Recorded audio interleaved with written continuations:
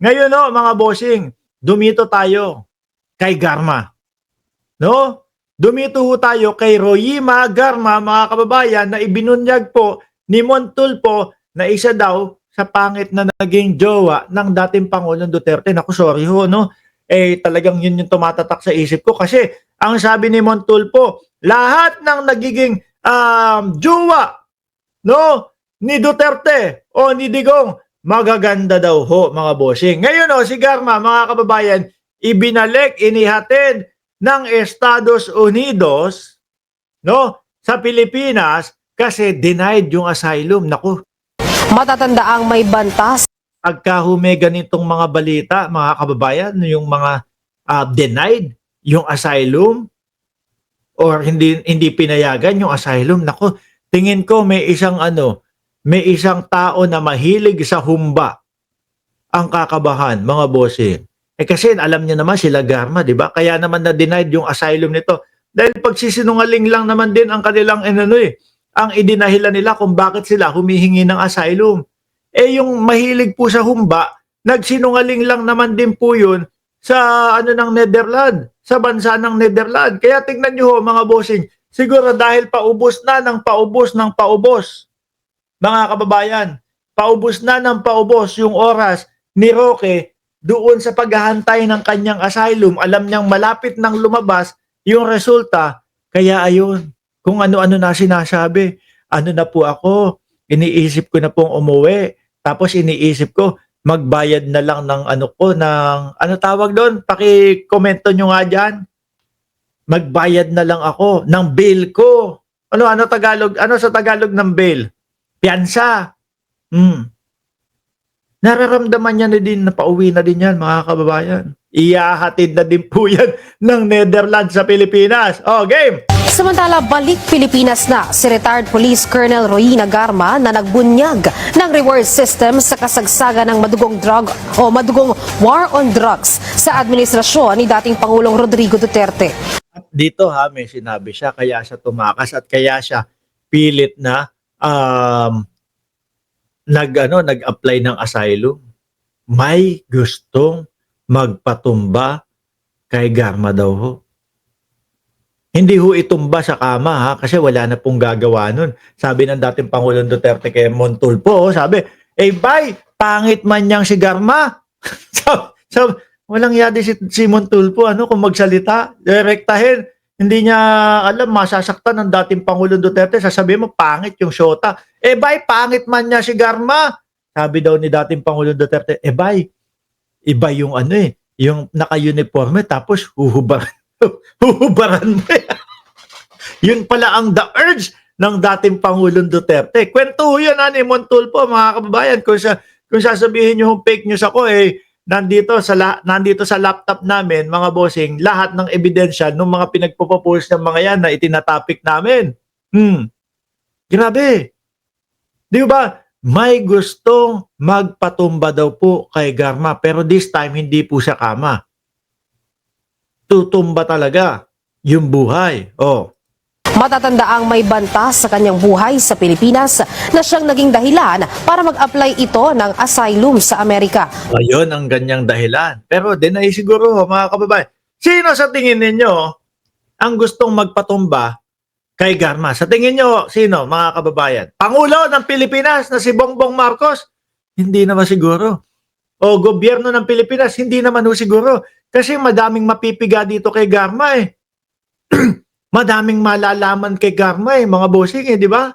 Hanggat maaari, dapat buhay yan. Hanggat maaari, madami tayong makuha na impormasyon dyan. Yung kabilang kampo kaya ho, naku, kailangan hindi makapagsalita yang si Garma. Naku, kailangan tumahimik yang si Garma. Huwag hayaan na makapagsalita. Baka madaming mabunyag sa atin. Hindi ho kaya sila yung plano na ipatumba si Garma, mga bossing? Tayo ho ay nagtatanong lang kasi ngayon hindi natin mawari kung sino yung tinutukoy niya na magpapatumba sa kanya. Di ba, Romel Snoop at Di Bulakenyo? Sabi ni Bulakenyo, Di Bulakenya, Bongo, si Bongo daw. Tuloy natin to. Pakinggan pa natin kung sino pa madadawit na pangalan dito. pero tinanggihan ang kanyang hiling at na-detain sa California. Matapos Nakulong din pala, tas saka inuwi, no? sila ang visa noong November 2024. Kinumpirma ni Garma ang death squad at isiniwalat na galing sa sugal, pogo at intelligence funds ng Malacanang ang pondong ginamit umano sa mga gantimpala sa mga pulis. Yan. Madaming nasasabi si Garma, madaming isinisiwalat eh. Yung galing sa Pogo, yung mga pang ano tawag ni Bongo doon? Sabi ni Bongo, mga bossing. Sabi ni Bongo, eto po, tuloy pa din naman po kami doon sa reward money, no? Kapag ka bubuhay, 500,000. Pagka po patay, 1 million. Pero kapag ka nanlaban, 2 million. Di ba mismo sabi, galing daw sa Pogo, sabi ni Garma. Yung mga pera na yun. Ano pa? Yung death squad. Meron din daw ho. Ano pa yung sinabi dito? I-atras ko. Pogo at intelligence funds ng Malacanang squad at isiniwalat na tumakan sila ang visa noong November 2024. Kinumpirma ni Garma ang death squad at Death squad at isiniwalat ang isiniwalat na galing sa sugal, pogo at intelligence funds ng pati sa intelligence fund. Yung ipinambabayad o pinangre-reward sa mga pulis. Ano po kaya nung panahon nila, mga kababayan, daming tegi. Halos karamihan po ng laban. Yun yung sinasabi eh.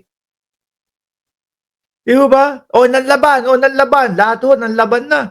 Ano ang kamalian nito, mga bossing? Bakit ayaw ni Mark Ramos ng mga ganitong may mga reward system? Kasi imbis na ipasok sa oblo, no? Para makapagbagong buhay at litisin at mas madami pang mapiga na mga sangkot dito sa labang kontra droga, hindi, manlabang ka na lang. Pang! Hindi ka na makakapagsalita, wala ka ng mga maisisiwalat, wala ka ng mga masasabi pa. Di po ba? Imbis na may madaming masabi, wala na. At kinitil ang buhay, mga bossing. Bakit po ayaw din ni Mark Ramos yung may mga quota system doon sa paghuli ho? Bakit po? Siyempre, kapag ang isang pulis wala pang huli, kung sabihin na, sa isang buwan, kailangan merong 15 huli. No, kung ikaw, yung komunidad ninyo, maayos naman, matitinuan tao, walang mga nagdodroga. Putik na, yari ako kay Hepe. Wala pa akong nahuhuli. Wala pa akong maipepresenta. Ito, yung kapitbahay ko, papayat-payat yun ang payat nun, luwa ang mata. Yun naman pala ho, mga kababayan, may sakit lang na tuberculosis. Kaso wala akong magagawa, wala akong pangkota kay Hepe. Hulihin ko, arestuhin ko. Di ba? Nadamay. Yung mga hindi dapat madamay. Na puwersang manghuli. Kasi nga, wala pang huli. Maayos naman yung komunidad nila.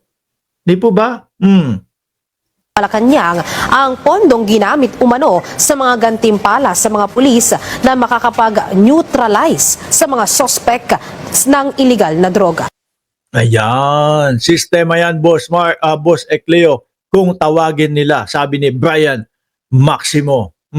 Masipag manggurgur mga pulis noon kasi may reward per Garma. Totoo, yun yung sinabi ni Garma. Di ba? Yung tipong, paano kung problemado yung pulis? Naku, may problema ako, pero magkano ba? Yung bahay namin, maiilit wag ka mag-alala, pare. Meron tayong operasyon mamaya. No? Yung operasyon na yun, magkakapera tayo doon. Bakit? May reward kay Bongo yun magkano lang reward nun? Malaking isda yun. No? Magkano ba reward natin? Pag pinasok natin sa oblo, 500,000. Tag 250 tayo. Pare naman, 1 milyon ang kailangan ko para matubos ko yung lupa namin di sabihin natin, ng laban, imbis na ipapasok sa oblo, ng laban. Di ba? Solve ang problema sa pera. mga kababayan.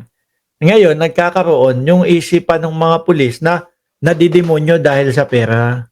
Ganun lang po yun, mga bossing. Kaya ayaw na ayaw natin nun. Anyway, ayan.